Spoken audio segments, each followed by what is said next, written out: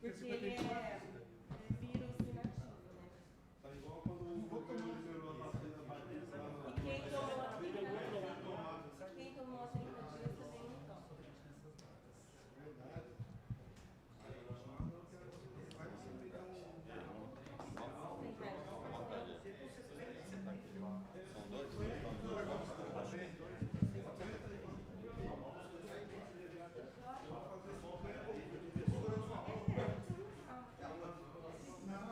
Mas fica um pouco. E o de sarampo também tem. É porque Ó, pedalando pau. pode ter sarampo.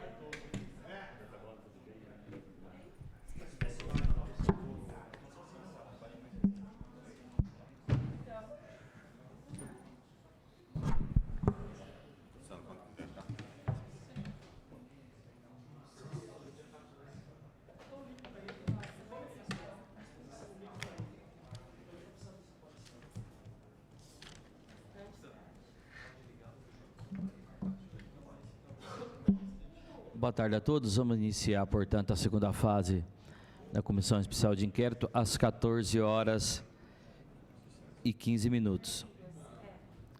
Acabou de chegar um ofício aqui, senhores membros, que está à disposição, que é da empresa LCN Comércio e Representação, dizendo que não irá participar da CEI, depor, explica os motivos, a gente está anexando no processo que vai ser juntado.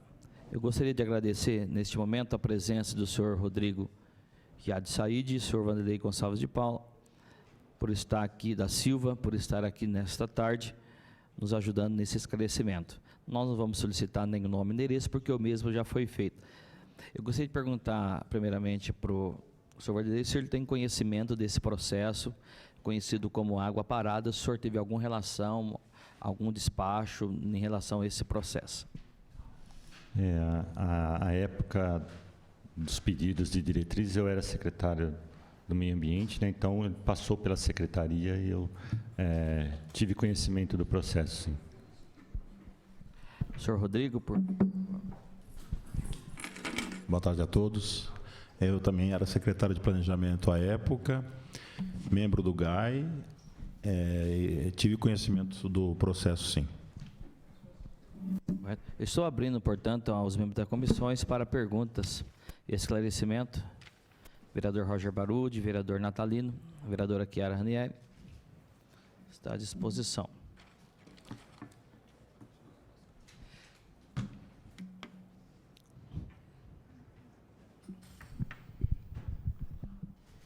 Boa tarde a todos.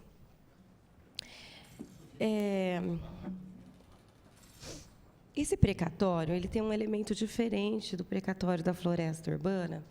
E hoje de manhã nós tivemos uma oitiva com o GAI. E nessa oitiva, nós tentamos entender um pouquinho sobre o parecer do GAI, né? E foi colocado que o parecer do GAI é um parecer preliminar das diretrizes de envio de diretrizes para o empreendimento.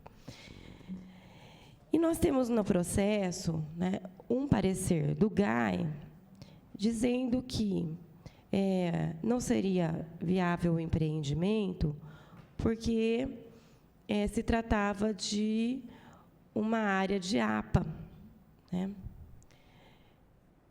Enfim, alguma coisa de diferente nesse processo é que a defesa da prefeitura jamais mencionou outras situações que tem na área, além da APA, né? Córrego, linhão, estação ecológica, área rural. Então, eu questionei o seguinte, questiono a vocês. Como é que a defesa da prefeitura pode ter os elementos se em nenhum momento no processo esses elementos são apresentados? E aí eu questiono o seguinte, é o GAI que tem que apresentar esses elementos, é a CEPLAN, é a SEMA, cada um apresenta uma coisa. Para que serve o GAI se ele não reúne todos, né, e apresenta um parecer único? E ainda questiono o seguinte: quando da defesa da prefeitura, em que momento os senhores foram questionados a respeito dessa área? Ou se não foram? Né?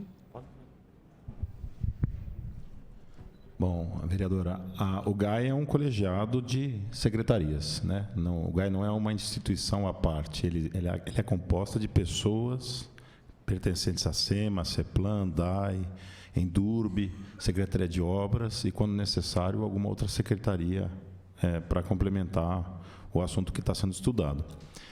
Na época, toda porta de entrada de um empreendimento, um parcelamento do solo, loteamento ou condomínio, é a CEPLAN. E aí, a partir vamos supor que existisse a viabilidade, o GAI era no sentido de reunir e facilitar a distribuição desse processo para cada uma das secretarias. Então, a CEPLAN, vamos falar que é a porta de entrada e, dependendo da situação, a porta de saída para a diretriz de um empreendimento com fim de parcelamento do solo.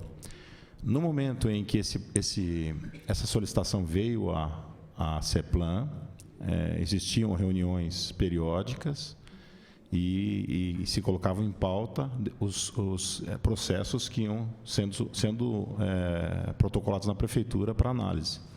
Então, naquele momento, tinha-se conhecimento de que aquela área era uma área de APA, a APA do Água Parada, tinha-se conhecimento de que em APA, eu estou falando anterior a esse processo do plano de manejo que é mais recente, existia um artigo 4º, que inciso primeiro, que proibia parcelamento do solo, né, e outras restrições. Então, naquele momento, a gente entendeu assim, vamos fazer uma vistoria no local para enxergar de perto, e não só pela lei ou pelo mapa, definir o futuro desse empreendimento. Fizemos uma visita ao local, no processo tem as pessoas que estavam presentes, e, em princípio, e por uma situação muito maior, que era a APA, foi indeferida essa diretriz. Então, aqui não pode fazer parcelamento do solo, que era a intenção do empreendedor. Não pode fazer um loteamento, né? E encaminhado para ele esse indeferimento. A gente só vai mais a fundo dentro da área quando existe viabilidade para parcelamento do solo. E aí, cada uma das pastas, a questão ambiental é vista pela SEMA, a questão urbanística é vista pela CEPLAN, cada um dos outros órgãos dão a sua viabilidade técnica, DAI, dependendo da situação, a obras. Então, é nesse sentido que a gente se posicionou à época, né? O errado seria liberar, fazer um empreendimento contrariando uma lei vigente. A gente, por mais que pudesse concordar ou não concordar, a gente está lá para cumprir lei, não está para discutir lei, né? E se a lei tem que ser alterada, ela tem que vir à casa aqui para poder se discutir e mudar. Então, nesse sentido, foi que eu me posicionei, e eu acredito que os demais membros do GAI também. Dali para frente, eu não tomei nem conhecimento que existia uma ação judicial. De repente, o proprietário se sentiu prejudicado e quis buscar seus direitos. Mas daí para frente, eu, como secretário de Planejamento de 2009 a 2012, nunca fui questionado a contribuir com informações nesse sentido.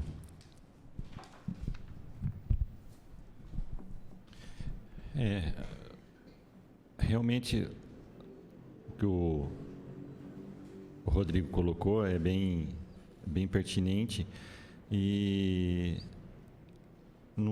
talvez não tenha muito a acrescentar. Realmente, a área, existia essa proibição, que era clara. Não é uma proibição que não permita o parcelamento. Poderia ser feito o parcelamento rural, né?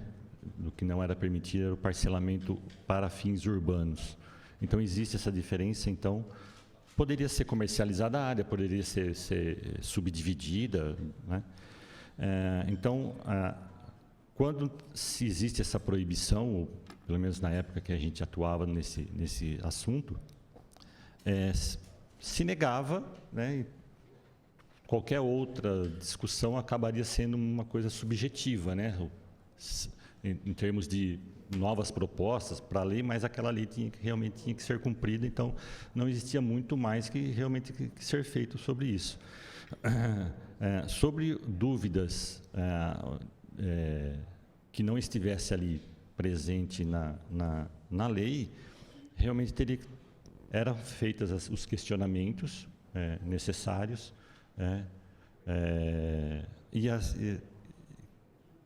que eu me lembre, nunca existiu uma discussão ou alguma informação que não tivesse sido escrita ou definida ali, existindo o questionamento, né? Tudo que foi questionado foi respondido. Então, nem sempre a gente tinha um acesso a alguns procedimentos, e quando os processos chegavam na nossa mão para responder algum questionamento, procurava-se manter o foco naquilo que era realmente questionado e tentar responder da melhor maneira possível, o mais compreensivo possível também. Então, a princípio era uma coisa resolvida, né, Said? Era uma determinação da lei que tinha que ser cumprida, e por isso realmente foi negado. Então, acho que não teria muito mais acrescentado que isso, né? Queria só complementar que, mesmo sendo uma APA, existia uma parte que estava dentro do perímetro urbano. Mas, quer dizer, qualquer parcelamento, como a gente falou, se a situação é permitida, vamos supor que ali não existisse uma APA. Num procedimento normal, se o loteamento dele necessitasse de toda a área que ele estava querendo contemplar, uma parte estava em área rural. Necessitaria de um aumento do perímetro urbano, aprovação na Câmara Municipal, né? Quer dizer, uma nova lei, justificativas para nesse sentido, né? É claro que muitas vezes é um empreendimento que provoca essa necessidade de um aumento em determinado local. Mas ali nós tínhamos até a parte que estava inserida no perímetro urbano como APA, né? Quer dizer, todos aqueles loteamentos que vieram a ser construídos ali, o Gasparini, Jardim Helena, todos eles são anteriores a essa lei, que é de 2001, e que, a partir daí, essa lei de APA começou a direcionar o parcelamento do solo naquela região, como proibitivo, até então. O que, na verdade... Parcelamento do solo para fins urbanos, como o Valcilei disse, ali seria permitido no módulo rural, como normalmente aqui em Bauru acontece, independente se é APA ou não. Tipo chácara de recreio, seria possível? Chácara de recreio, não sei, acho que não. A lei proíbe. Eu acho que no módulo rural, mínimo de 12 hectares, assim, alguma coisa assim. A alegação do esvaziamento econômico, que tem nesse caso, que tem no caso da floresta, eu acredito que ele venha aparecer novamente. E essa casa tem o dever de buscar caminhos para que a gente tenha uma defesa da prefeitura que traga o resultado que a gente espera, né?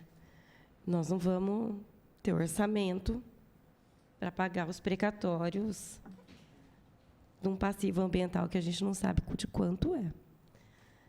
E aí, nesse sentido, eu fico fazendo um exercício de entender como é que a prefeitura vai fazer a defesa se ela não tiver todos os elementos. Por quê?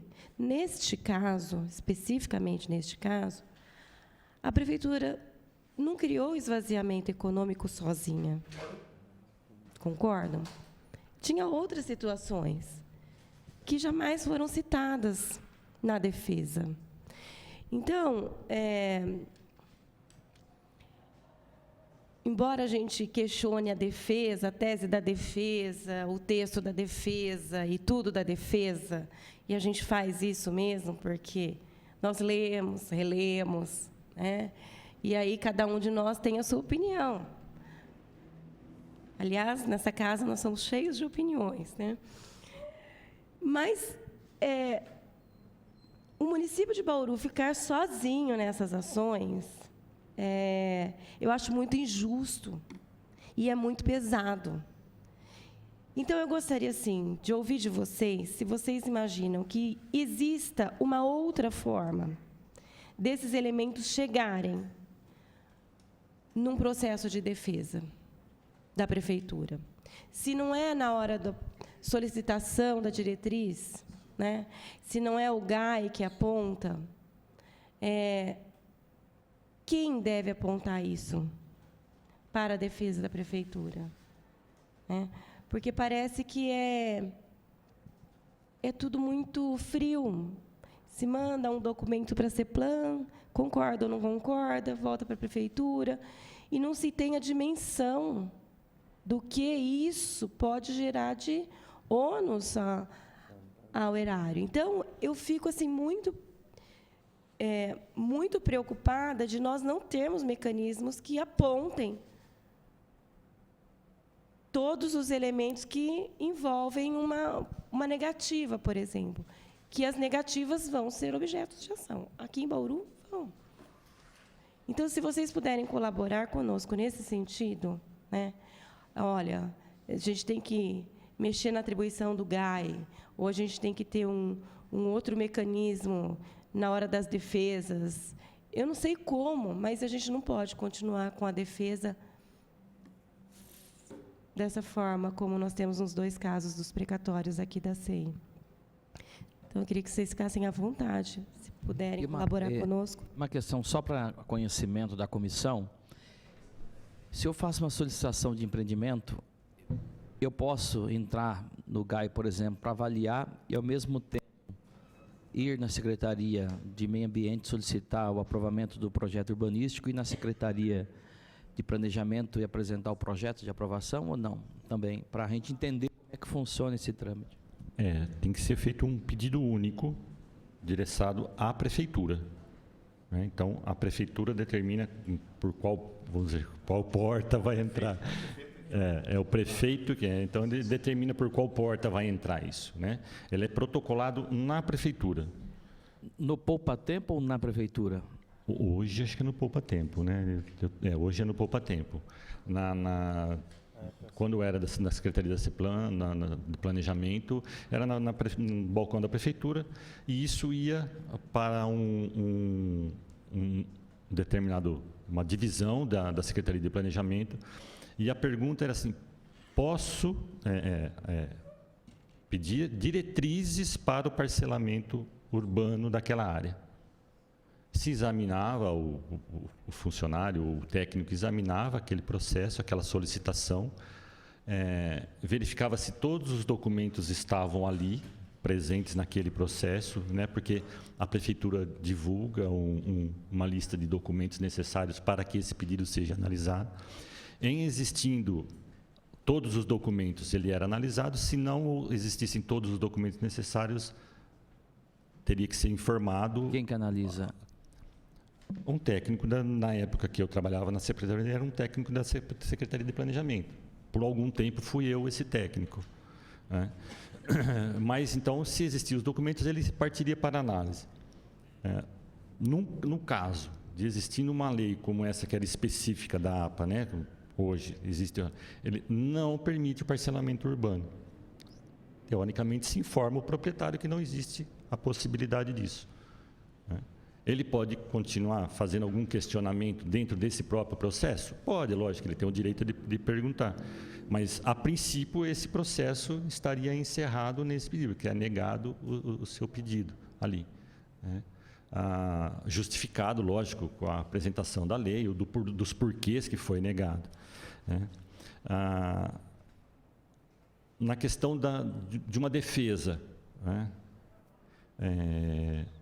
Eu não sei em termos legais de como seria isso, mas entrando com um pedido de indenização é um outro processo, mas que por força até do próprio fornecimento das informações do segundo processo de indenização, tem que ser citado o primeiro, que foi solicitado, né? Então, existindo essa negativa, dentro desse processo, teoricamente deve existir os porquês de que foi, que já é o início, acredito eu, da defesa da prefeitura, né? Agora, se alguém se entende que ele foi prejudicado pela negativa, eu entendo que algumas vezes não é uma negativa da prefeitura. No caso da lei do Cerrado, por exemplo, chamada lei do Cerrado, é uma lei estadual. A prefeitura tem que negar, nesse caso, baseado em algum, né, com os senãos, os porquês, se pode ou não ter compensação.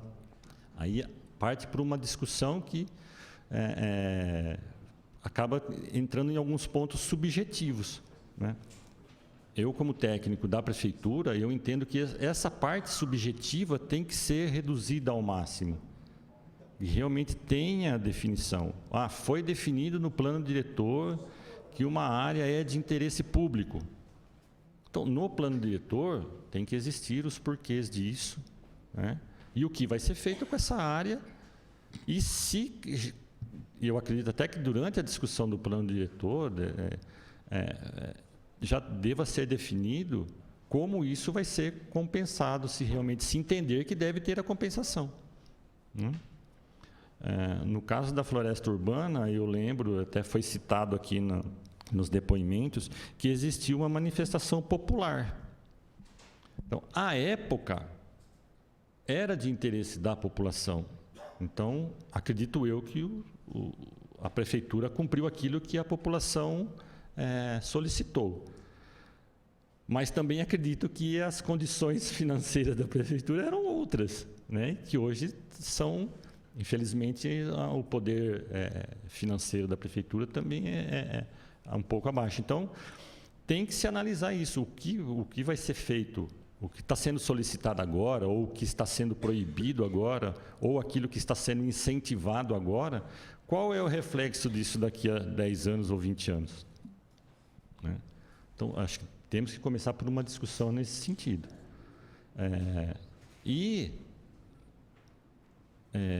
Acho que mudar, talvez, os procedimentos internos dentro da prefeitura, de como o processo vai ser informado, como o processo vai, o caminho que ele vai percorrer e quais as informações que têm que ser colocadas dentro do processo, também tem que ser bem definidos, né?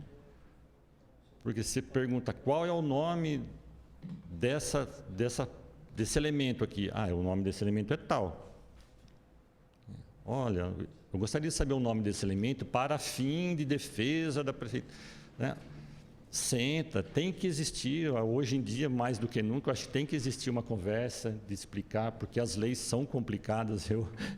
Eu confesso que tem lei aí que você fica uma semana lendo e a gente não chega muito. Então, tem que existir isso. A redução da parte subjetiva das coisas, né? Uma definição clara do que pode e o que não pode ser feito, e se pode, como deve ser feito. Isso eu acho que é uma coisa que acredito eu que ajudaria bastante. Auxiliei, Said.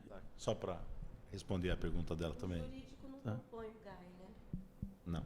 Exatamente, só rapidinho, só para não quebrar o raciocínio. Nós sabemos, é evidente... Marina participava. É evidente que, nesse caso, tem vários elementos que daria para realizar uma bela de uma defesa. A minha pergunta é se exatamente isso que vocês falaram, em nenhum momento, ou com vocês ou com algum técnico, a procuradora ou os procuradores ligam pedindo informações técnicas para estar elaborando a defesa? Sim. Se não ficou claro no processo, né, eu fui consultado. Não vou dizer que foram muitas vezes, mas algumas vezes eu fui consultado. Mas aí é uma coisa particular minha. Eu tenho o costume de, se tem dúvida, pergunta no papel para me poder responder no papel. Porque o achômetro é um pouco complicado, né? Então, a gente pode até discutir, então, se encontra num corredor, a gente discute, mas E eu entendo também para isso aqui existiu o plano diretor e as leis, quer dizer, existem os mapas, existem as informações, mesmo que resumidamente as informações existem, né? Então temos que discuti-las. Concordo que tem que ser discutido, mas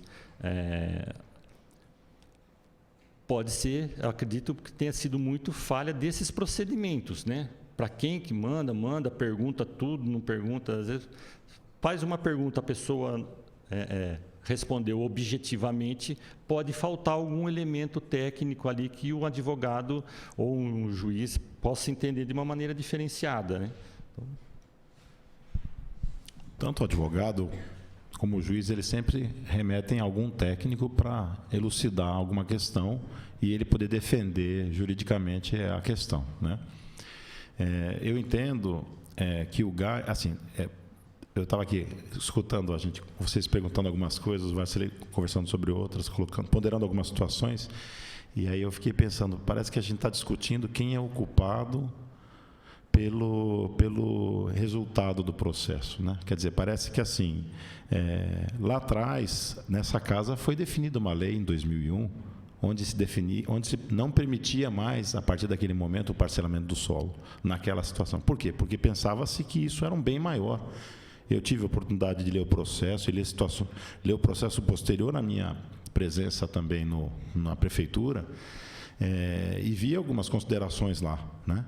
E a todo momento, quer dizer, ali não era permitido parcelar para fins urbanos, porque pensou-se que ali deveria ser conservada aquela área para um bem maior para a sociedade, como você colocou.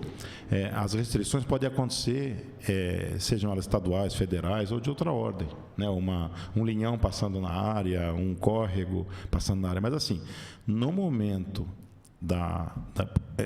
o primeiro passo que o empreendedor vai tomar é diretriz. Ele não vai chegar com um projeto pronto e perder tempo e alguém falar para ele que não pode fazer. Quando ele vai solicitar diretriz, ele fala: o que eu preciso para aprovar o empreendimento nesse lugar? A primeira resposta que ele obteve é assim: não, você não pode fazer empreendimento nessa área, porque existe uma lei que não permite. Então, a partir daí, ele foi buscar o direito dele. Eu também concordo que determinados procedimentos internos possam ser melhorados. Mas, assim, o GAI foi criado como um colegiado de secretarias e uma situação para facilitar, em princípio, a vida do empreendedor na hora de dar entrada. Em vez de ele dar entrada em 10 secretarias diferentes com o processo, ele dá entrada, como foi falado, ao prefeito, mas assim, acaba sendo a porta de entrada da CEPLAN. E a CEPLAN, através do GAI, acabava distribuindo internamente. E cada secretaria, na sua competência, argumenta.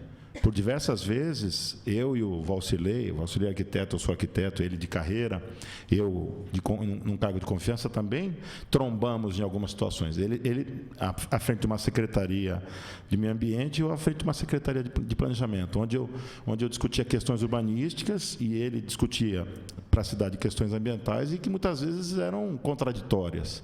E a gente tinha que buscar um meio termo, ou com o empreendedor, ou com o prefeito, ou sentando eu com ele para resolver, né? Então, dentro da lei, quer dizer, a gente não, assim, como ele falou, a subjetividade tem que ser a menor possível, porque ali o empreendedor não pode falar, não pode cada funcionário falar alguma coisa, eu acho que pode, eu acho que não pode, ou eu quero isso, ou não quero. Cada um que vai solicitar, fazer a mesma solicitação, ter contrapartidas diferentes, né? Então, você tem que ter uma lei para embasar e acabou. Não sei se respondi a pergunta. Senhores, boa tarde. É um prazer tê-los aqui. Mesmo porque, como já foi colocado aqui, né, pelos nobres pares, você veja que nós estamos, né, numa discussão que isso, de uma certa forma, está causando impacto para os cofres públicos realmente bastante elevados, e os senhores, como bauruenses, sabem realmente da necessidade que a nossa cidade tem, né?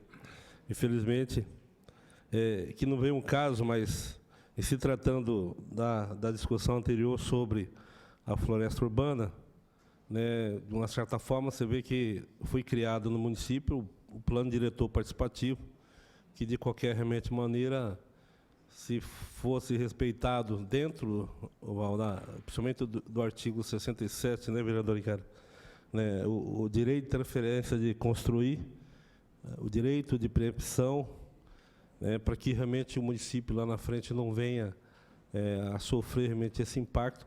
Mas nesse caso aqui, a gente percebe que, já o que realmente foi citado, nas defesas, né, nós percebemos que existe um emaranhado presente realmente de equívocos, né? Porque foi criado um colegiado, exemplo do GAI, né, que é o Grupo de Apoio a Empreendimentos no município, e juntamente nós percebemos que temos também os colegiados de outros segmentos, principalmente os nossos procuradores, que, de uma certa forma, vem essa negativa com que o município realmente eles têm que realmente arcar, ou seja, pagar realmente essa indenização, né, por hora realmente que o município praticamente não tem.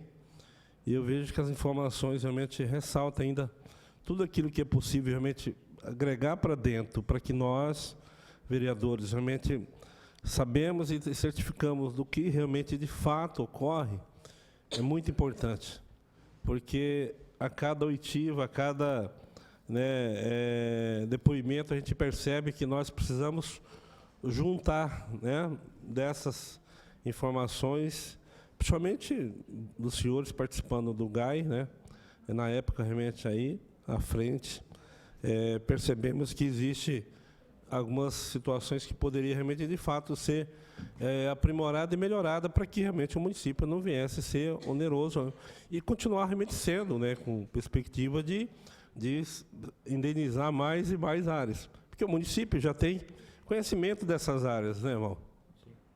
Isso. Eu entendo que as áreas que são prioridade para o município devam estar já definidas nos planos diretores que foram apresentados e aprovados. Se existem outras áreas que ainda não foram colocadas e já devidamente definidas, que sejam feitas. E mesmo aquelas que estiverem no plano diretor, que já forem citadas, que realmente sejam definidas, porque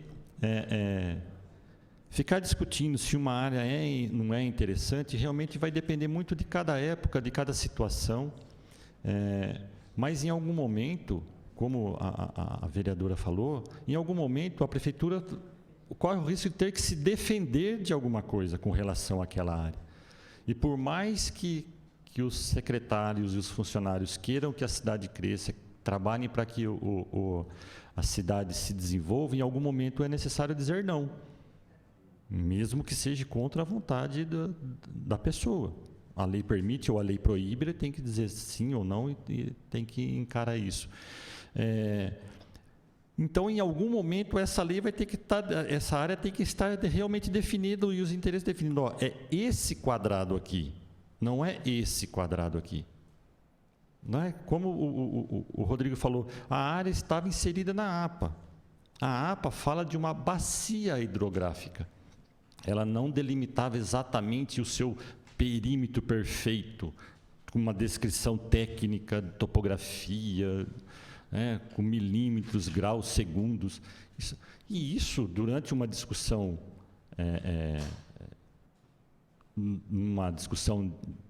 de uma indenização, vai minando uma defesa, pode ajudar um lado, pode ajudar o outro.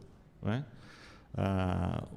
Eu acho que tem que ser feito realmente uma definição daquilo que o município realmente quer, aquilo que o município tem interesse, aquilo que a população tem interesse e até aonde essa população consegue chegar. Então, quando se disse que se fez palestras para dizer que a área da floresta urbana era super importante, tudo lindo e maravilhoso. Todo mundo gosta, tanto os ambientalistas quanto os empreendedores, todo mundo gostou, todo mundo solicitou. Mas e daí? Até onde as pernas do município conseguem chegar para pagar isso? Nós temos que ter essa definição também. Então, tem que estar, infelizmente, na frente do juiz, dos advogados, lá tem que estar bem explicado para que eles consigam entender, porque senão acaba virando um balaio de gato, né? Saíde, quanto tempo o senhor ficou na secretaria. 4 anos, de 2009 a 2012. O senhor ficou como titular do GAI nessa... Não em todo o tempo. Não em todo o tempo. Como titular da CEPLAN. Teve as discussões acirradas referente a essas questões diárias? Sempre existiu. Até comentei aqui, tinha situações que eu também... Quer dizer, a discussão é técnica e a gente não pode ir para o lado pessoal. Mas, assim, muitas vezes, o empreendedor queria a CEPLAN queria B e a SEMA queria C. E a gente precisava buscar um meio termo entre essas situações, né? Então, a gente, à frente da pasta, a gente tem leis para serem cumpridas. Eu lembro de ter empreendimento que eu obriguei, os técnicos da nossa secretaria obrigaram determinadas situações terem menos lotes, ter mais ruas, porque a gente tinha que cumprir leis. Se você deixasse isso na mão do empreendedor, ele queria mais área para vender. Eu não estou dizendo que é um pecado, que é errado, mas assim, a gente está lá para fazer o papel do município, cada um na sua pasta, cada um na sua competência, né? E a partir do momento em que uma lei vem para poder... Porque em 2001 foi criada uma lei de APA. Mais recentemente, nós tivemos um plano de manejo. O plano de manejo foi um plano diretor dessa área da APA, para falar o que pode fazer e o que não pode fazer, onde tem área mais sensível e onde tem área menos sensível ambientalmente. Onde eu podia liberar um loteamento numa APA. Então, hoje, o plano de manejo diz o que está sendo feito, onde pode. Na época em que a lei foi determinada, é um não simplesmente, no sentido de preservar um bem maior, que era um futuro manancial de águas do município, onde está a água parada. Mesma coisa do Batalha, onde tem hoje, atualmente, sendo uma boa parte da população sendo atendida pela água que é colhida do Rio Batalha. Então, tudo isso, quer dizer, nós temos interesses que a gente tem que tentar conciliar por um bem maior. Vocês se lembram, nesse caso específico da água parada, se o jurídico pediu informações precisas e necessárias, bem como a respeito do decreto estadual? Da minha parte, eu posso falar que não, né? Quer dizer, eu fiquei até 2012, né? Não sei se o processo foi ajuizado em 2011, não me recordo bem a data, mas eu colaborando com informações eu não contribuí com informações, não fui solicitado nesse sentido. Saber as perguntas exatas eu não vou saber responder, mas como eu sempre falo, tudo que foi perguntado está nos autos, está nos processos, né? Agora, precisaria ler o processo para tentar explicar alguma coisa ali que não tenha ficado clara, né? Mas o que foi perguntado foi respondido.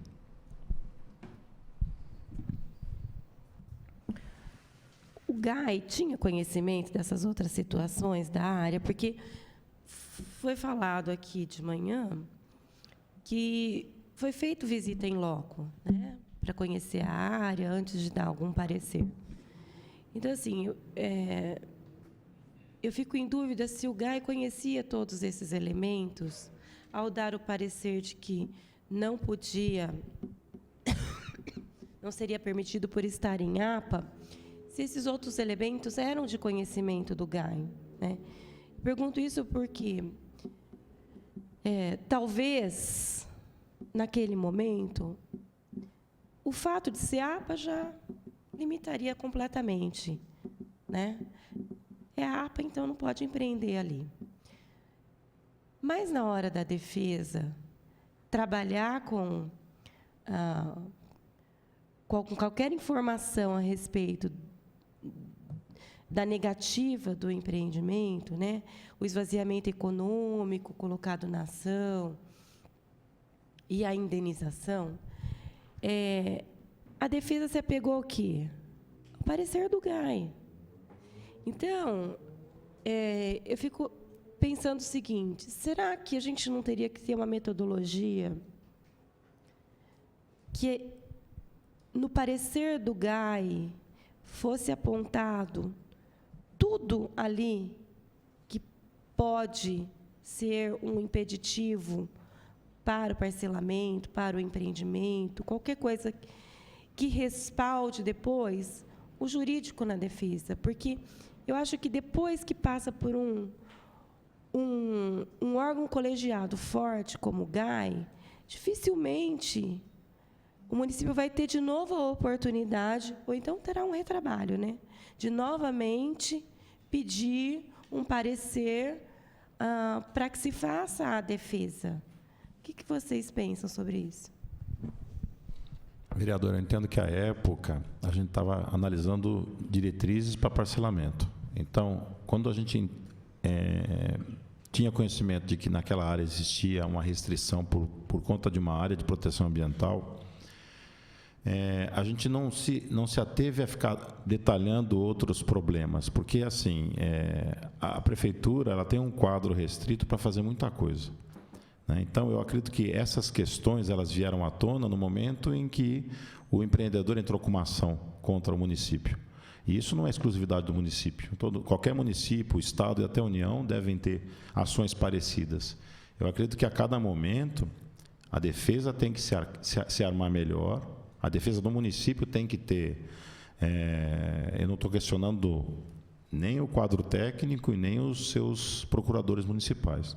Eu estou achando que, assim, que precisa existir uma conversa melhor, porque, assim, o técnico é que vai dar subsídio para o procurador. O procurador ele não entende de questão ambiental esmiuçando tecnicamente. Então, um precisa do outro para dar subsídio juridicamente. Então, essas questões que foram levantadas posteriormente, elas foram levantadas por uma questão que, à época, o empreendedor entrou com uma ação. A gente estava analisando uma questão, pode ou não... Quer dizer, se pudesse, quais seriam as diretrizes a serem fornecidas? Muitas vezes, pelas diretrizes, o empreendedor achava que não valeria a pena fazer um empreendimento. Vai me custar mais do que a viabilidade econômica para um empreendimento como esse, então não vou fazer.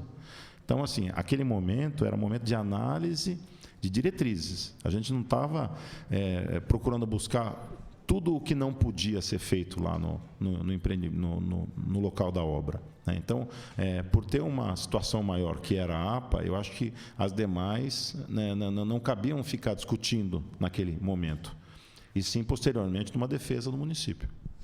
Tá, então deixa eu fazer outra pergunta já em função disso. Vocês entendem que seria interessante uma ampliação de atividades do GAI para que também possa oferecer subsídios para a defesa, no caso de uma ação indenizatória? Passou uma vez, entrou uma ação. Vocês entendem que deveria voltar para o GAI? Porque eu não consigo imaginar nenhum outro colegiado que consiga reunir, né, todos os órgãos que tratam dessa questão. Eu acho que o GAI foi uma conquista, mas eu acho que ainda pode colaborar mais, principalmente na hora de uma defesa, porque nós não recebemos aqui a Procuradoria ainda, mas já sabemos o que nós vamos ouvir. Eu não sou técnica, os técnicos não me passaram, foi isso que foi dito da floresta. Quem é técnico não me passou. Então, assim, quem é técnico não me passou, eu fiz a defesa baseada no que me foi passado. Então, nós vamos ouvir de novo isso daí, já estou tranquila aqui, nem precisava chamar de novo, é isso aí que nós vamos ouvir. Mas a gente tem que pensar como nós evitarmos isso para frente, né? E eu não sei se o GAI teria condições de também ser acionado no momento da defesa, ou se vocês imaginam que seja possível de uma outra forma acontecer isso, né? Por exemplo, todos esses elementos poderiam ser apresentados por algum órgão, outro órgão que não seja o GAI, por exemplo, a defesa?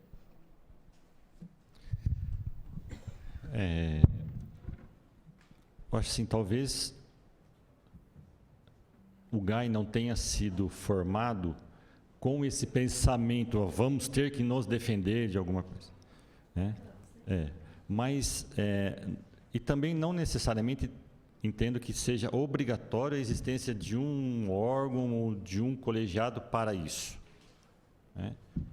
Se um caminhão da prefeitura atropela uma pessoa, a prefeitura vai ter que se defender, seja para achar o culpado, sei lá, de alguma forma ele vai ter que analisar, alguém vai ter que analisar o caso, se foi imperícia, se não foi alguma, né? E aí acredito eu que não necessariamente precise ter um arquiteto para discutir isso, mas em algum momento pode ser que tenha que existir um técnico em trânsito para saber se aquela situação estava correta, se o emplacamento estava certo, se o asfalto era de uma boa qualidade, se não é. Não necessariamente precisa existir um órgão especialista em trânsito, especialista em acidente veicular, mas tem que existir, vou usar um termo, não sei se é o certo, tem que existir uma estratégia de análise do caso. E essa estratégia pode não necessariamente ser feita sempre pelas mesmas pessoas, né? Se, no caso da defesa, por exemplo, dessa área aqui próxima ao Gasparini, podemos ter um grupo, olha, aconteceu tal coisa, foi negada a diretriz e a pessoa entrou com uma ação. Vamos reunir o GAI novamente, reavaliar todos os procedimentos aqui, porque o setor jurídico precisa de subsídios para fazer essa análise, para se defender ou até mesmo para concordar com aquilo que está sendo pleiteado pela pessoa, né? Se a pessoa estiver certa, está certa, né? Então, acho que não necessariamente mas existirem pessoas, até treinamento dos técnicos.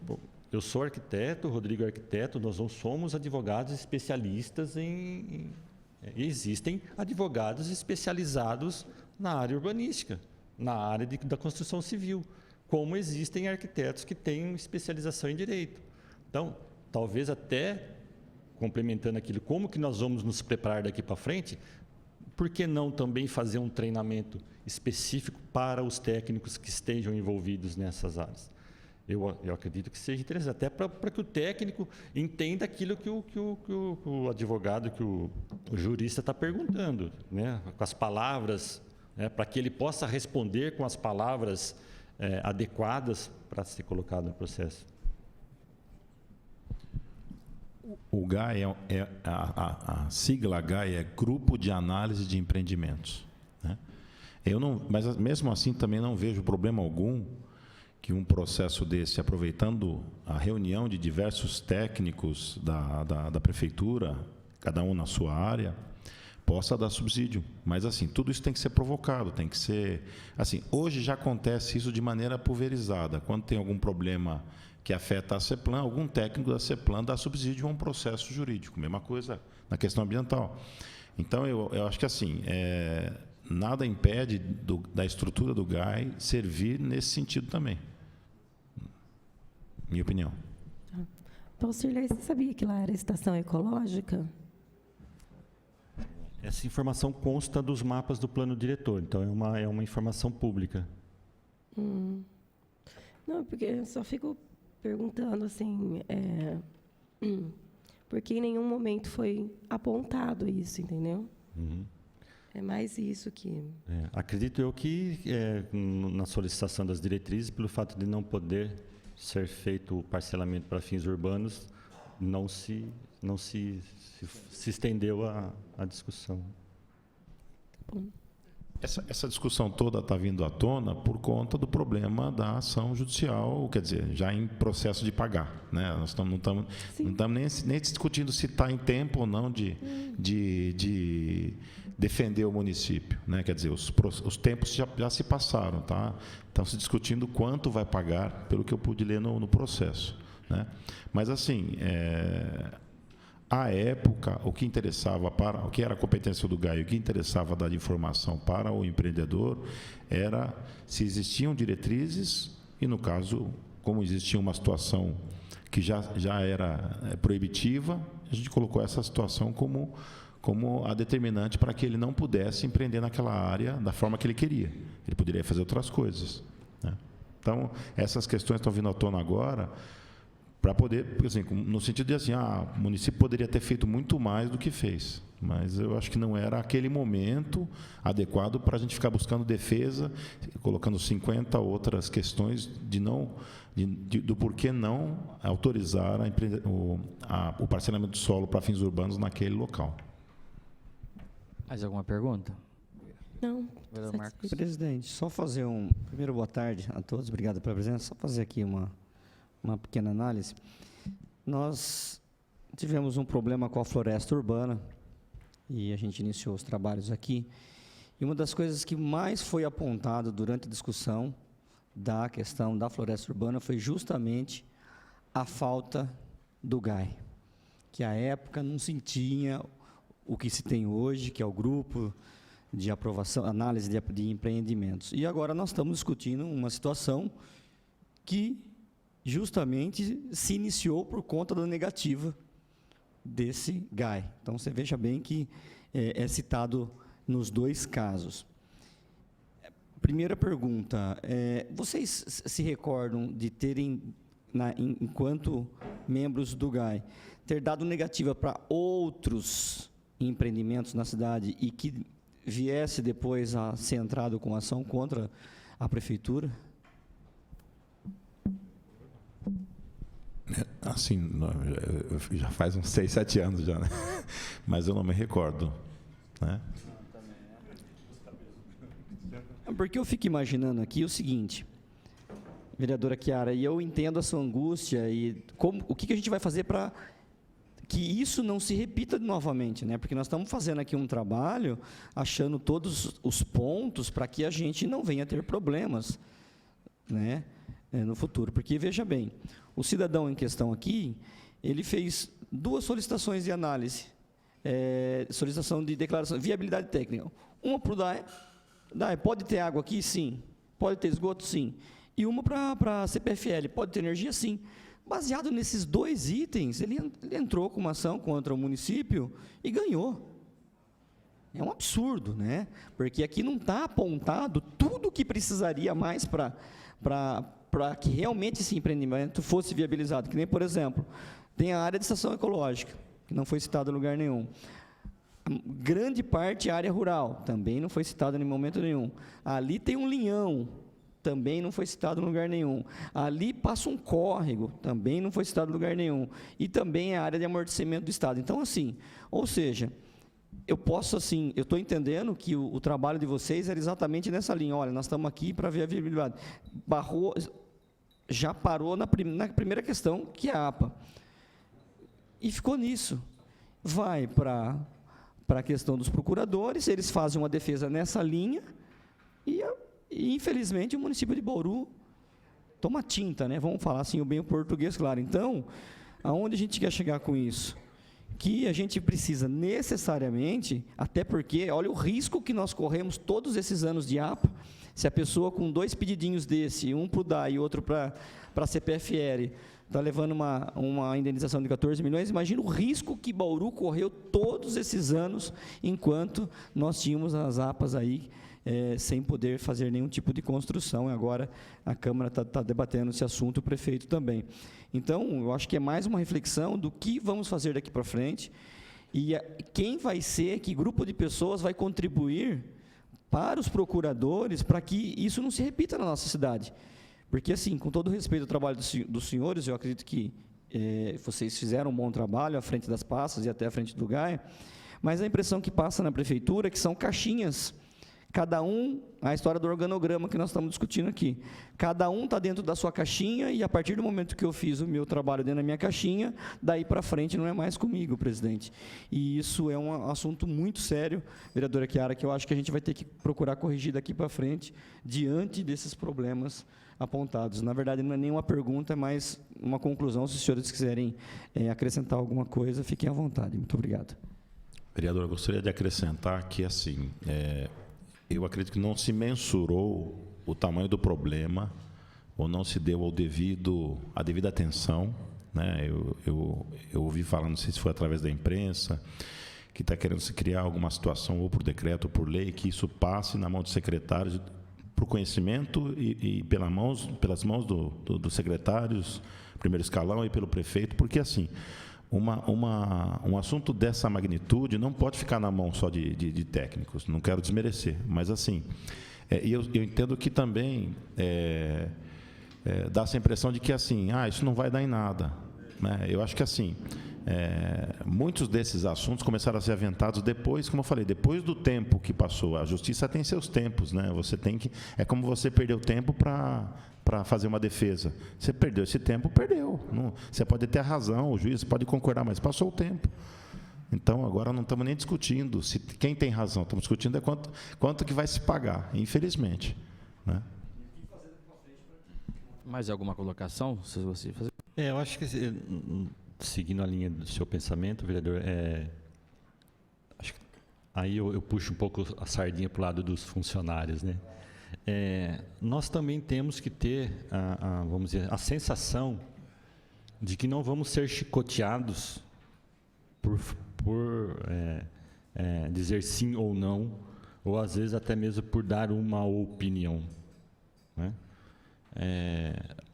Nós temos medo, nós temos os nossos medos, né? Somos seres humanos. Então, eu acho que nós temos que ser preparados para enfrentar esse tipo de situação. Deu alguma coisa que não era previsto, e agora? Nós temos que ser preparados. Não é mais meu problema, eu respondi, né? Eu acabei de falar isso diversas vezes, eu respondi aquilo que me foi perguntado. Mas será que talvez eu não pudesse ter falado alguma coisa mais... Pode ser que sim. Se eu tivesse sido um pouco... vou atropelar aqui meu chefe, né? Prefeito, vou dar um puxão de orelha, ou vereadores, estamos numa situação... Nós temos que também ter essa sensação, como, eu não sei dizer, né? Mas os funcionários têm que ter essa sensação de que, para o bem ou para o mal, ele tem que falar realmente tudo aquilo que ele está enxergando, ou tudo aquilo que ele acha que pode acontecer também. Não é só, nós não podemos ser tão técnicos como a gente tenta ser o tempo todo. Em algum momento pode ser que tenha que ter essa discussão. Olha, estamos numa situação diferente, agora temos que trabalhar em prol da comunidade, em prol do município, e temos que dar o máximo possível, não querendo prejudicar o proprietário da área, querendo prejudicar o empreendedor, mas nós temos que colocar todas as circunstâncias em jogo, na mesa, para que isso realmente seja analisado e chegue no final sem dúvidas, né? Sem dúvida de que realmente a população está sendo, está pagando por algo que ela realmente solicitou, está pagando por algo que ela está recebendo, ou que ela tenha que desistir daquilo que ela solicitou. Porque se também não existe essa condição de arcar com aquilo que foi solicitado, desista daquilo e devolva o direito de se fazer. É difícil a gente ficar questionando decisões judiciais, mas, para mim, me pareceu muito estranho e esquisito uma pessoa... Quer dizer, a gente vê também até numa defesa posterior, se não me engano foi do doutor Maurício Porto, que consta do processo, que você vê que a pessoa comprou em 2002 um terreno e que o juiz determina que desde 2001, quando a lei foi criada, que se pague desde então com 12% ao ano, juros, correção. Quer dizer, se a gente for ver, a correção é muito maior do que o valor da indenização. Quer dizer, aquele valor foi avaliado todo como se ali pudesse ser tudo edificável. E não é. Tem linhão, tem APP por conta do córrego, né? Tem um monte de... Quer dizer, se fosse construir, ele teria menos da metade para fazer lote.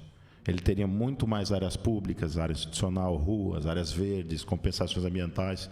Tudo isso, quer dizer, se ele fosse... Talvez ficou um bom negócio para o dono da área, viu? Não empreender. E também em nenhum momento, completando, em nenhum momento ele foi proibido de lucrar com a área, acredito eu, ou ter algum benefício. Como eu disse, ele poderia ter parcelado essa área no módulo rural, Ele poderia ter até mesmo comercializado essa área como área de proteção.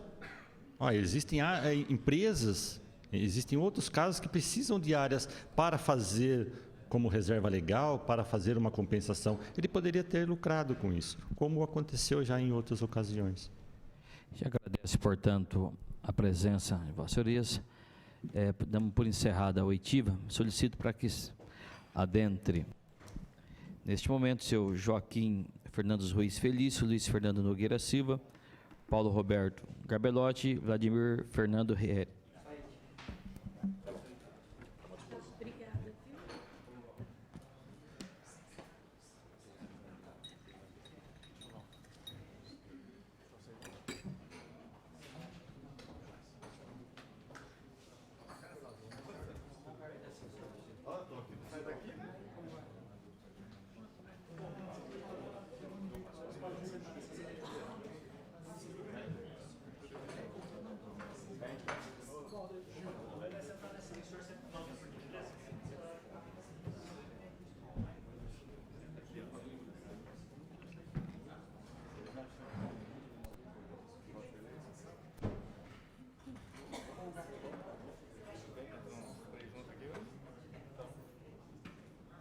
Tá bom, Roger. Bem, tudo bem? Tudo bem? Bom, boa tarde, boa tarde. Vamos lá, Thalina. Você tá bom, Luiz? Tudo bem? Boa tarde. Pode ser.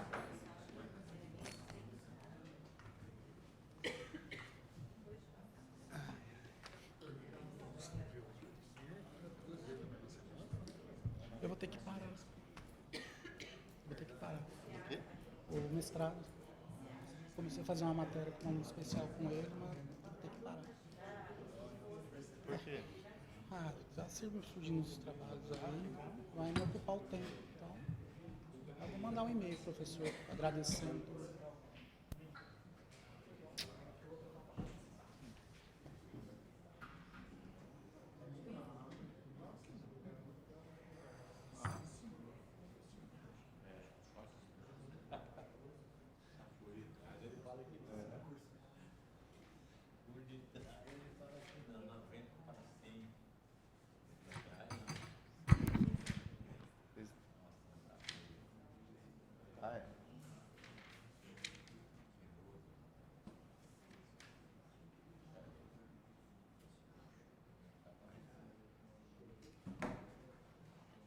Cansaram de nós ainda? Não cansaram de nós ainda? Não cansaram de nós ainda? A Sepulec está contratando paciente, né? Oi? Dizem que vai, né?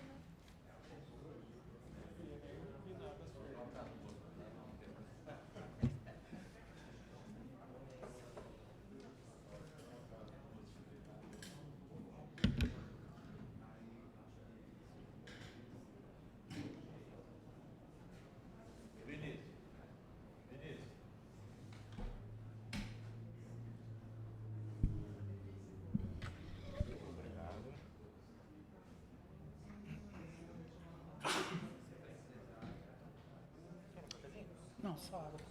Só água, obrigado. Tomei um cafezinho agora. Você estava aqui no plenário? Podia cair? Por isso. O que eu vou fazer?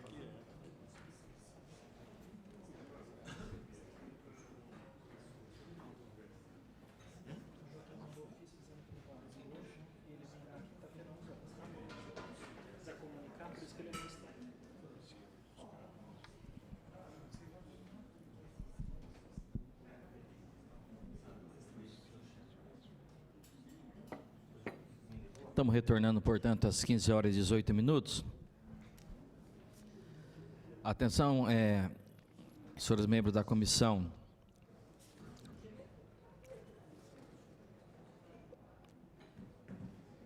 Chegou um ofício para a gente aqui, do senhor Joaquim Fernando Ruiz Felício, que não vai poder comparecer, e nós já estamos reagendando o novo horário para a oitiva, quinta-feira às 11. Chegou um ofício aqui também para a gente da Secretaria de Meio Ambiente, onde consta uma denúncia em 2015 de desmatamento na floresta urbana, onde foi feita a denúncia, está à disposição dos membros da comissão também aqui o referido processo.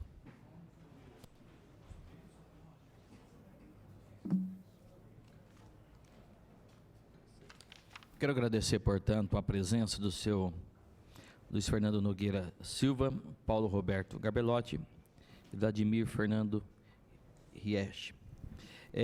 Como os três já foram compostos, solicito apenas ao senhor Luiz Fernando Nogueira Silva que falasse no microfone, por gente, o nome completo, CPF, RG e endereço de correspondência.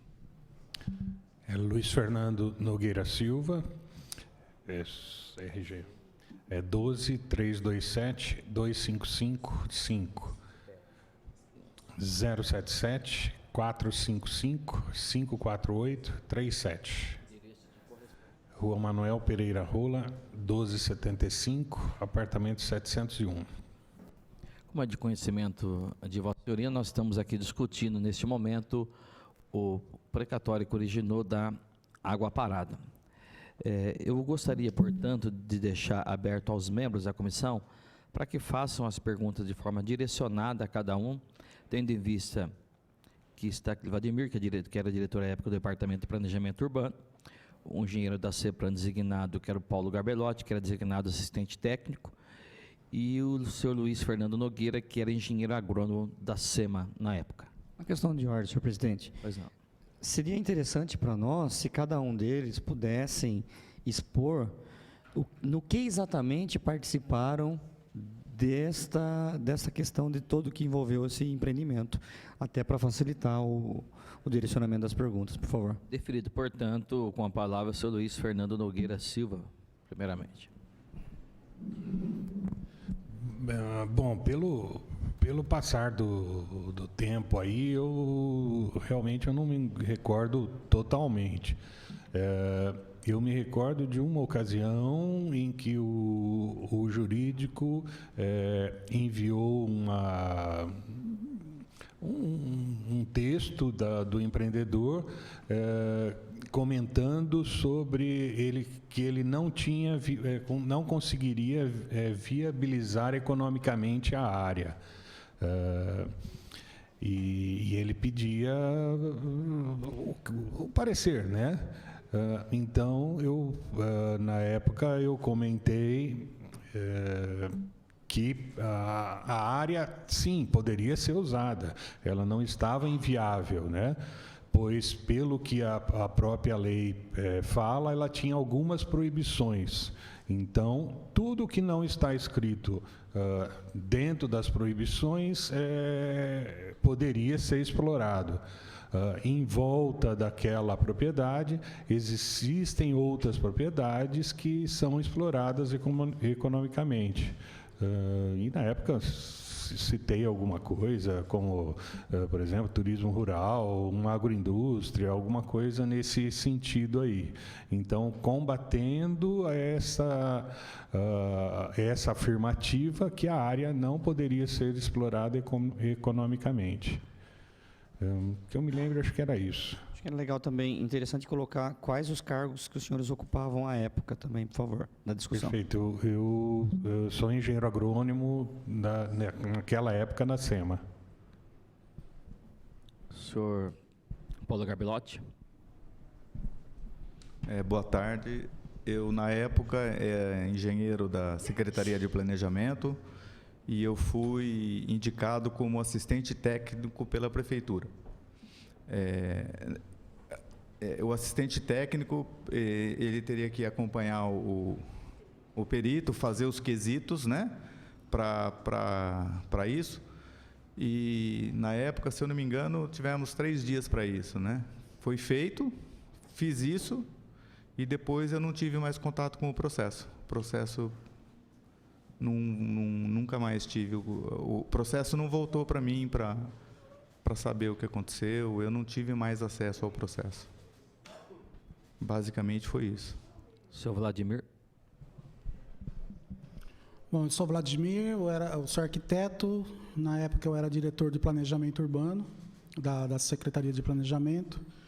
O meu contato com esse processo foi somente com relação ao laudo. Eu não conhecia o processo, nunca tinha visto, nem sabia da situação, e eu só veio para que eu me manifestasse com relação ao laudo.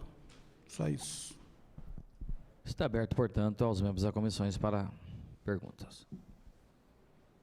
Só uma dúvida que ficou, presidente. Desculpa, vocês faziam parte do GAI também ou não? Não tem nada a ver nessa época. Não, tá joia.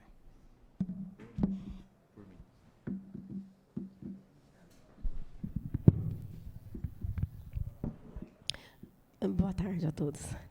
Nós não ouvimos ainda o perito, mas ouvimos o perito no processo da floresta.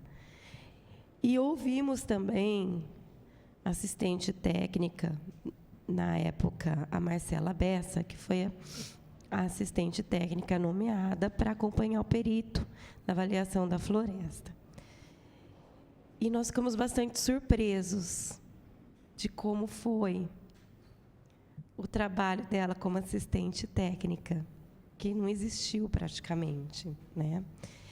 E ficamos bastante preocupados se também nesse caso o acompanhamento do perito na área, né, se deu da mesma forma.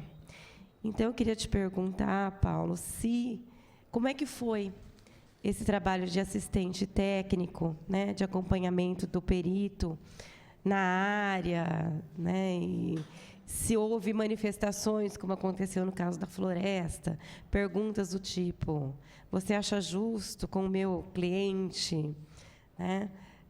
Ou não? Não houve. Não. A minha participação como assistente técnico é a formulação dos quesitos. Depois eu não tive, não fui informado da perícia, O laudo? Não. Eu não fui informado dos resultado, né? Dos resultados, né? E de mais nada.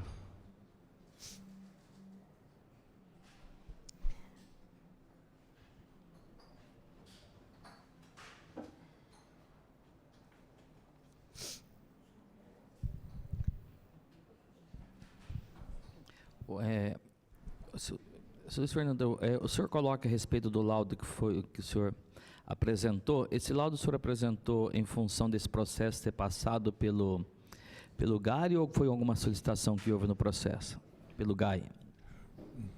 Não, foi direto do jurídico, mas isso bem posterior. Eu não lembro a data em si, não, mas eu acho que já estava, o processo já tinha sido, já tinha corrido, tanto que a pergunta foi em cima do que o advogado da área apresentou, né? Só para a gente encaminhar, vereadora Chiara, então, pelo que a gente entende, houve indeferimento por parte do GAI, logo em seguida houve um protocolo solicitando de indenização. É neste momento que ele se manifesta? É isso que eu estou entendendo. Não houve uma tramitação desse processo?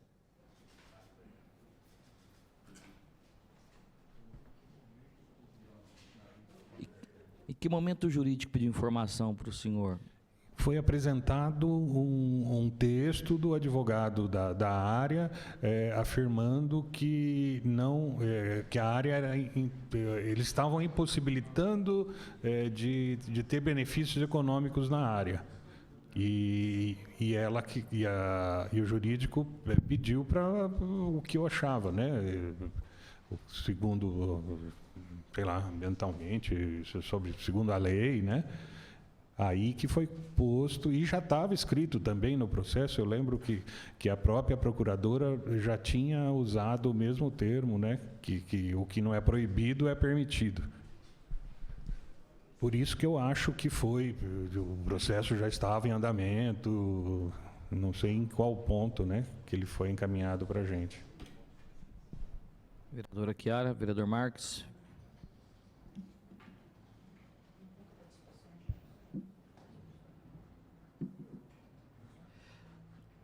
Senhor Vladimir, o senhor teve algum posicionamento nesse momento desse processo de periciar algo na área, nessa questão de valores? Houve alguma manifestação do senhor em relação a custo de área, do valor, nesse processo? Não, em nenhum. Com relação ao custo da área, o jurídico mandou o processo para que eu verificasse o laudo, né?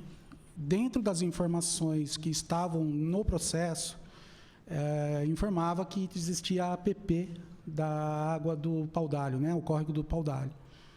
E eu analisei o laudo de acordo com que toda a metodologia que o perito fez na somatória das amostras de área que ele pegou, toda essa situação, e como ele tratou todas essas áreas, para poder colocar dentro da inferência, né, que ele faz o estudo em cima da inferência estatística, tudo por questão de estatística, por ações dicotômicas, sim e não, peso maior, peso menor. E dentro da fórmula que ele colocou a APP como um fator depreciativo. Tá? Ele colocou como dentro da área existia uma área de APP e que isso baixaria o valor. Então, nessa análise, chegou acho que a R$ 23,00 e alguma coisa, e eu comparei com os valores das amostras que ele pegou. E a amostra mais baixa que ele apareceu dentro de áreas próximas, alguma coisa de R$ 50 a R$ 60,00, mas isso uma minoria, muito pouca na porcentagem. Então, áreas acima de R$ 200, R$ 300 o metro quadrado. Então, pela minha análise, eu cheguei à conclusão que R$ 23,00 estava realmente coerente e a APP foi realmente considerada como fator depreciativo. Por isso que houve a concordância do laudo. Em algum momento, um de vocês três acompanhou algum perito nessa área do Água Parada?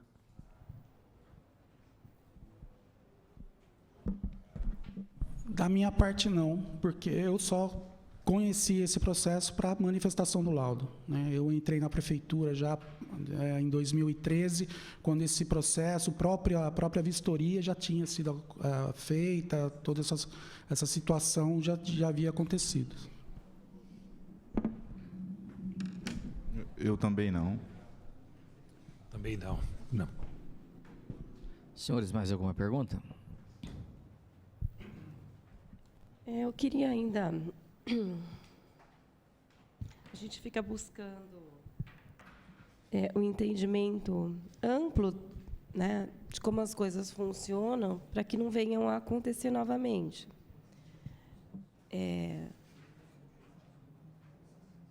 A defesa da prefeitura, ela não cita vários elementos que estão presentes na área, né? Então, se apegou à questão de ser uma APA, né? A questão do linhão é um fator depreciativo da área. A questão de APP também é. A questão de ser parte área rural também é, né? Então,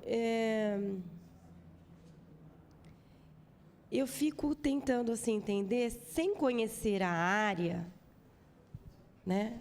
Sem conhecer a área, como é possível concordar ou discordar de um laudo pericial, né?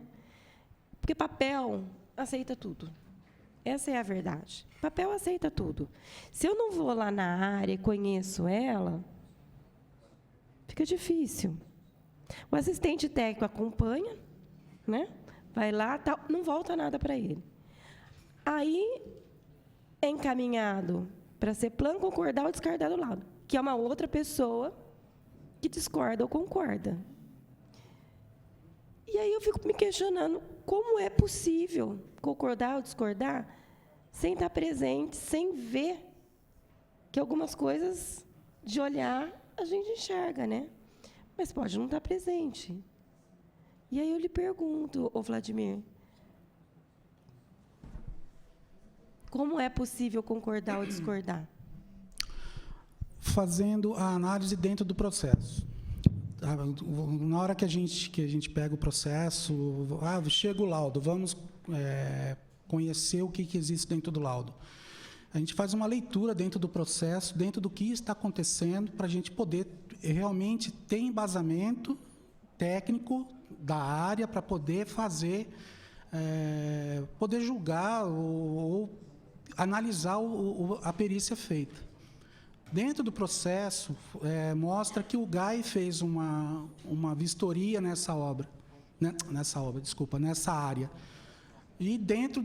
E eles constam apenas que a área consta dentro de uma APA e que existe, mais para frente no processo, que existe esse córrego. Então, se foi feita uma vistoria dentro da área, e essa vistoria consta dentro do processo, a gente se apega a essa questão, por estar dentro de um processo administrativo, faz a leitura, toma isso como embasamento e compara com o laudo. A questão do linhão, se o linhão é um elemento depreciativo, eu creio que sim. Na hora que você monta a equação dentro dessa metodologia que o perito coloca, assim como ele coloca a APP como um fator depreciativo, ele poderia colocar o linhão como área não edificante também. Mas não consta nada no processo que nos alerte sobre isso. E como o jurídico manda para a gente, é tudo com prazo, tudo com... Então, a gente lê o processo, a gente acredita no que está escrito dentro do processo, faz a análise e chega a uma conclusão. É dessa forma. Esse perito foi o mesmo do caso da floresta. No caso da floresta, ficou muito evidente para todos nós aqui de que ele tinha interesses na defesa dos proprietários da área. Foi colocado pela Marcela Bessa aqui. O que ele disse, como foi feita, né, a vistoria no local. E eu estou imaginando que aqui, da mesma forma. Não sei o que motiva, né? Eu acho que um perito deve ser imparcial, mas, de alguma forma, este perito, o mesmo perito, no caso da floresta, não foi imparcial. Não foi imparcial. Então, aqui, eu não posso acreditar que não tenha também alguma parcialidade. Imagina o seguinte, a defesa, para usar desses elementos, ela teria que saber desses elementos.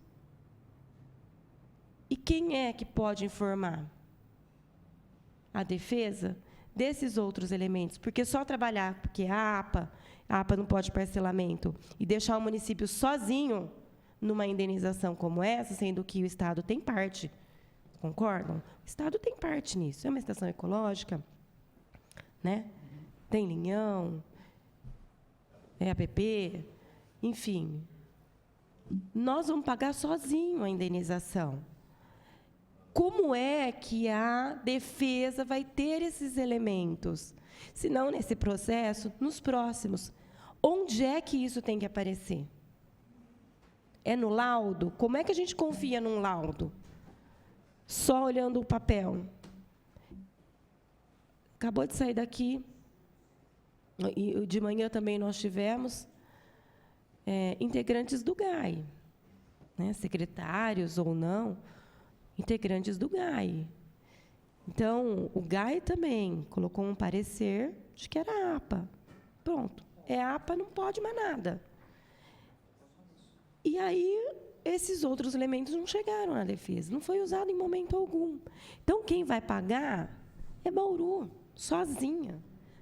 Pode falar. Já houve casos em que um assistente técnico da prefeitura favoreceu a prefeitura em processo, e a prefeitura foi e não pagou.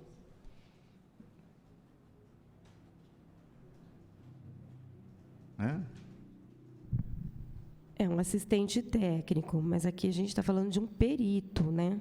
Perito judicial. Então, é que o perito é nomeado pelo juiz. Exatamente. As partes nomeiam um assistente. Aí o assistente faz o trabalho dele pela parte. Sim. Contesta ou não o perito, ou Então. concorda. No caso, tem casos em que o assistente técnico discorda do trabalho do perito e embasa isso. E aconteceu já em casos de a prefeitura não sofrer as penalidades, ela ser absolvida. Eu entendi, Paulo. Você, por exemplo, assistente técnico da prefeitura, você vai acompanhar o perito, você não consegue ser imparcial. Você tem espírito público, você é da prefeitura, você quer defender a prefeitura, ok? Mas o perito não pode ser parcial. O perito tem que ser imparcial, não é? Então, é nesse sentido que eu coloquei, tá? Então, assim, o laudo pericial, que você nem teve conhecimento depois que você trabalhou como assistente técnico, e que foi aceito pelo Vladimir, ele é frio, ninguém sabe, né? E os elementos não aparecem. E aí? Como é que isso vai aparecer na hora da defesa? Nós tivemos, no caso da floresta, a procuradora falando aqui, mas eu não sou técnica, eu pergunto para os técnicos, se os técnicos não me passam as informações, eu não tenho como colocar na defesa. Né? E nós vamos ouvir tudo isso de novo. Né? Com a hora que o Val e o Rodrigo estavam falando, eu penso da mesma forma na parte da gente estar um tempo atrás do ocorrido. Né? Se fosse um parcelamento normal, tanto a floresta quanto esse do Gasparini, se fosse possível ter loteamento, todas as informações, tanto ambientais, documentais, todas as informações seriam já fornecidas pelo proprietário. E então a parte do técnico da prefeitura é analisar todos, né? Você falou, vou me prender mais a parte ambiental. E isso os procuradores sabem, porque eles analisam os documentos, sabem da lei de parcelamento do solo, que obriga a pessoa a fornecer esses documentos.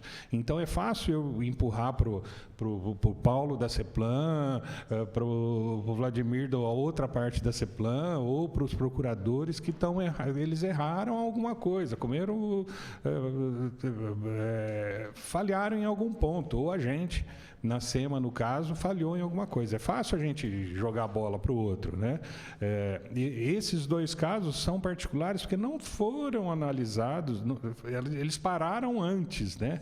Então, essas documentações, que seriam essas informações que eram possíveis, né? Que o próprio jurídico ia ter em mãos lá, né? Eles não tinham. Né? E faltou, de repente, um grupo como o GAI, apareceu esse problema antes de chegar, de tramitar na justiça, vamos discutir a documentação que falta. Né? Para ver o linhão, para ver APP, para ver valores, ver isso, ver aquilo. Né? Então, eu acho que essa problemática é o tempo que foi errado aí. Né? Então, é complexo, chegou nesse ponto, e agora? Né? A justiça está certa? Não sei, né? Acredito que não.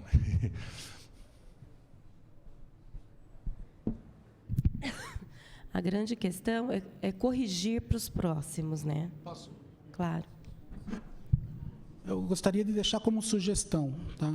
Eu sou arquiteto, eu trabalho com projetos de loteamento atualmente, e todo projeto, para a gente começar a fazer uma prospecção de área, uma viabilização de área, a primeira coisa que a gente pede para o proprietário, no caso, eu trabalhando para uma construtora, né, no caso, a gente pede para o proprietário da área um levantamento topográfico, cadastral, e uma caracterização ambiental dentro desse levantamento topográfico. Ele delimita a área e mostra tudo que tem dentro da área. Se existe nascente, se existe mata, se existe área encharcada, se existe linhão, existe tudo.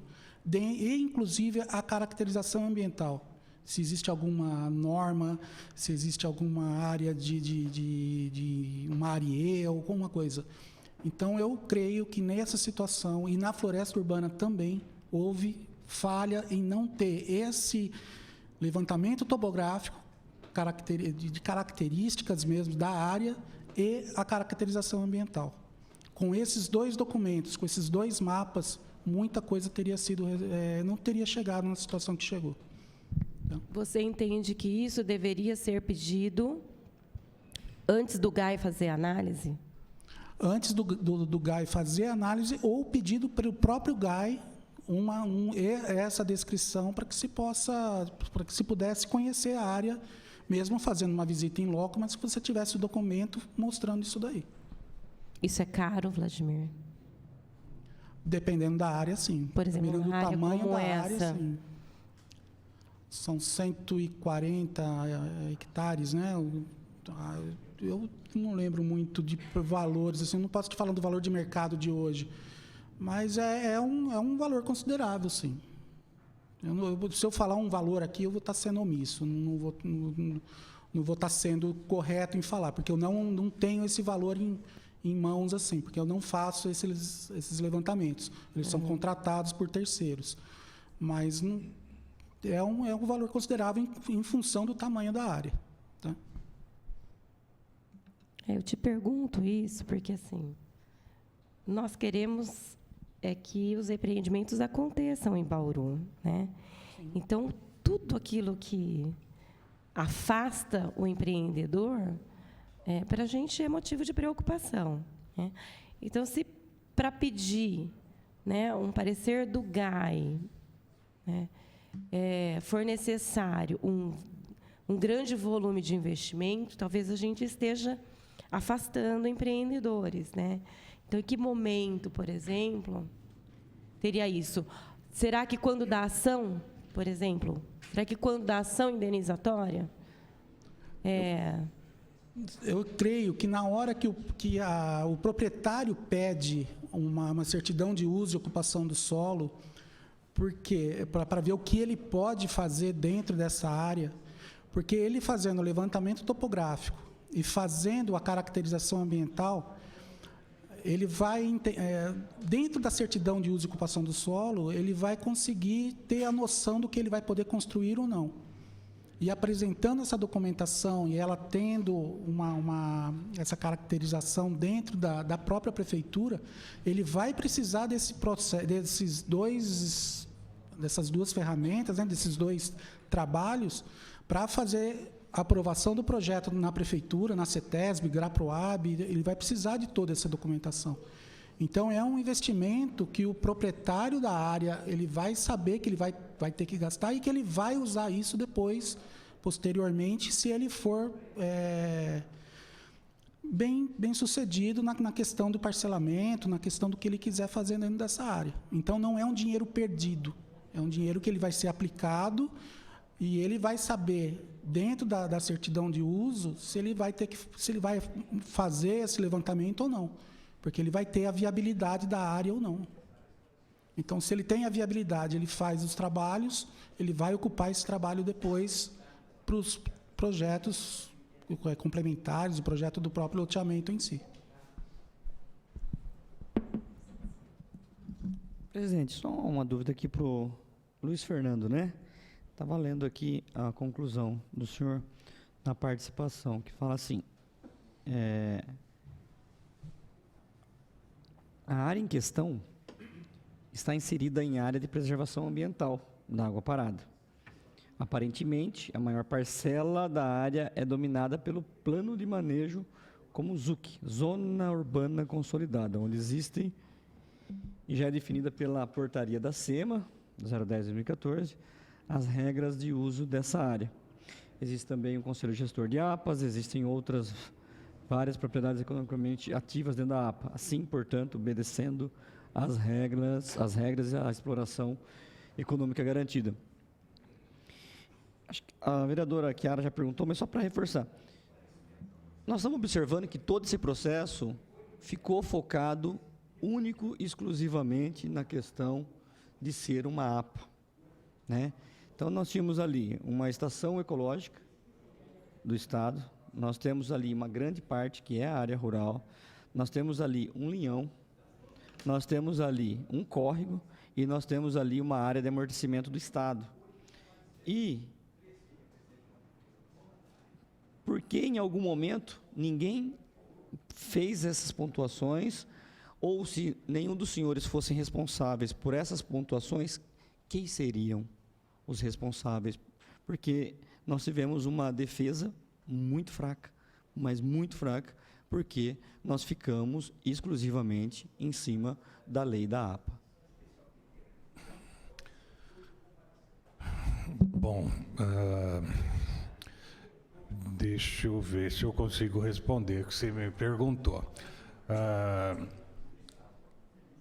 Esse processo está passando por 3 períodos bem definidos, né?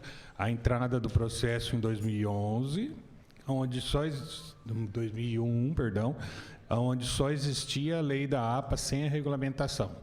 Aí passamos para fevereiro de 2014, onde se regulamentou a APA da água parada.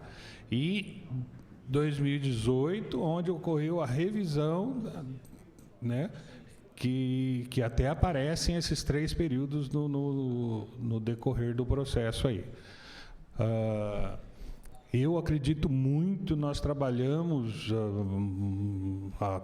já há poucos anos aí dentro lá da SEMA, procuramos ter a multidisciplinar, né? Tanto que nessas revisões da APA participou-se até uma procuradora auxiliando. Então, é sabido dentro da CEPLAN, quem se envolve no parcelamento do solo, né? As procuradoras, os engenheiros da CEPLAN, da parte de obras por causa da drenagem e o meio ambiente. Então, eu realmente, como técnico, não acredito ignorância de qualquer pessoas desses técnicos que estão lá dentro, falam, eu não sabia que existia um rio, eu não sabia que existia tal coisa, né? Isso em algum momento se foi comentado, sim, eu acredito que foi, tá?